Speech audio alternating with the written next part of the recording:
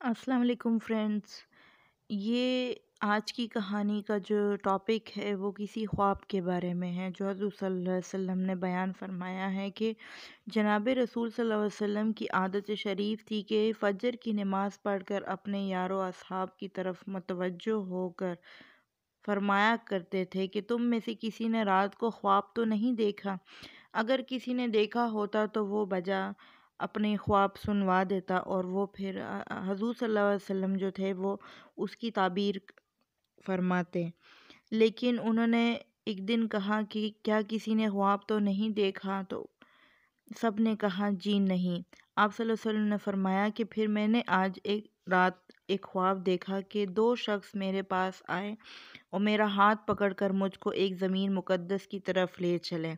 دیکھتا کیا ہوں کہ ایک شخص بیٹھا ہوا ہے اور دوسرا کھڑا ہے، اور اس کے ہاتھ میں لوہے کا زنبور ہے۔ اس بیٹھے ہوئے کے گلے کو اس سے چیر رہا ہے، یہاں تک کہ گدی تک پہنچ چکا ہے۔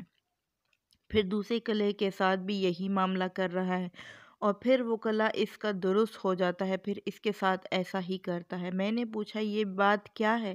وہ دونوں شخص بولے آگے چلو۔ ہم آگے چلے، یہاں تک کہ ایسے شخص پر گزر ہوا جو لیٹا ہوا ہے، اس کے سر پر ایک شخص ہاتھ میں بڑا بھاری پتھر لیے کھڑا ہے، اس سے اس کا سر نہایت زور سے پھوڑتا ہے۔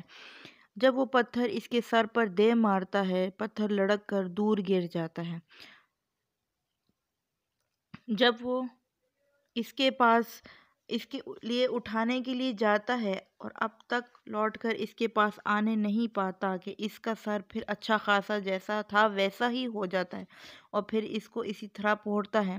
میں نے پوچھا یہ کیا ہے؟ وہ دونوں بولے آگے چلو۔ ہم آگے چلے، یہاں تک کہ ہم ایک غار میں پہنچے جو مثل تنور کے تھے، نیچے سے فراخ تھا اور اوپر سے تنگ۔ اس میں آگ جل رہی ہے اور اس میں بہت سارے ننگے مرد اور عورتیں بھرے ہوئے ہیں۔ جس وقت وہ آگ اوپر کو اٹھتی ہے، اس کے ساتھ ہی وہ سب اٹھ جاتے ہیں، یہاں تک کہ قریب نکلنے کے ہو جاتے ہیں۔ پھر سب جس وقت بیٹھی ہے وہ بھی نیچے چلے جاتے ہیں۔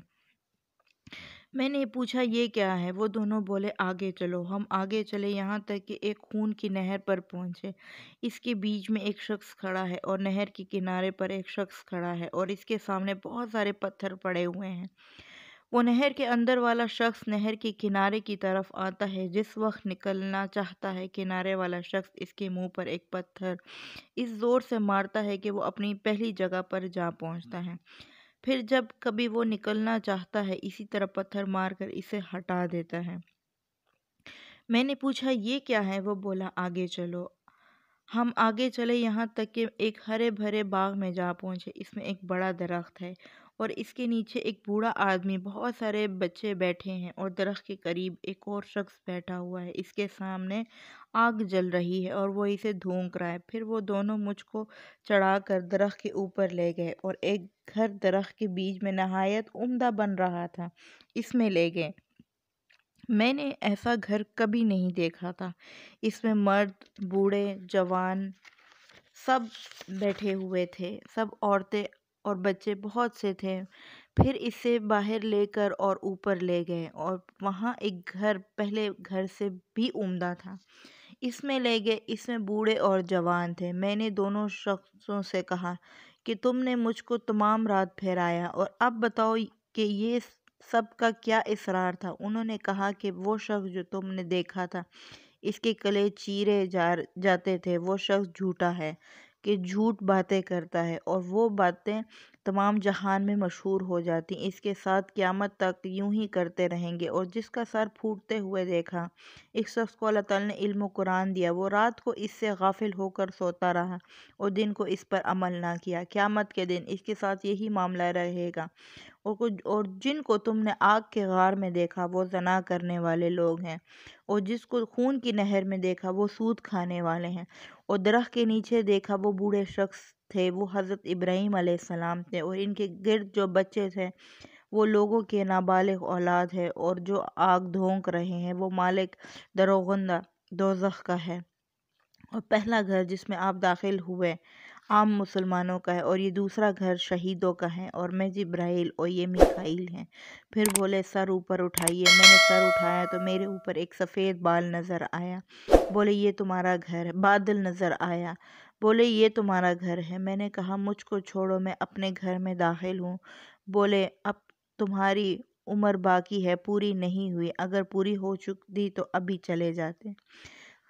اب اس تمام خواب کا ہمیں اس سے کیا سبق ملتا ہے؟ ہمیں اس سے یہ سبق ملتا ہے کہ جتنے بھی واقعات ہیں، یہ جو ہم بکس میں پڑھتے ہیں حضور صلی اللہ علیہ وسلم کے بارے میں، اور باقی جتنے بھی پیغمبر ہیں ان کے بارے میں، یہ سب واقعات جو ہیں وہ سچے ہیں۔ اس حدیث سے کئی چیزوں کا ہمیں حال معلوم ہوتا ہے کہ جھوٹ کی کیا سزا ہے، اور جو ہم قرآن پڑھتے ہیں اور ہم دوسروں کو اچھی بات نہیں بتاتے، صرف اپنے تک محدود رکھتے ہیں،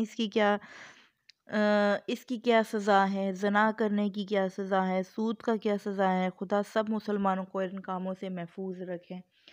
پلیز اگر میرے چینل کو سبسکرائب کریں، اگر آپ کو میری ویڈیوز یا میرے جو واقعات اچھے لگتے ہیں، جب سنتے ہیں تو پلیز سبسکرائب کر لیا کریں، بیل کا آئیکن دبا دیا کریں۔ اس سے آپ کا کچھ بھی نہیں جائے گا، ہمیں خوشی بھی ملے گی، ہمیں اس سے اپریشیشن ملے گی، تاکہ ہم زیادہ سے زیادہ ویڈیو بنا سکیں۔ Thank you for watching.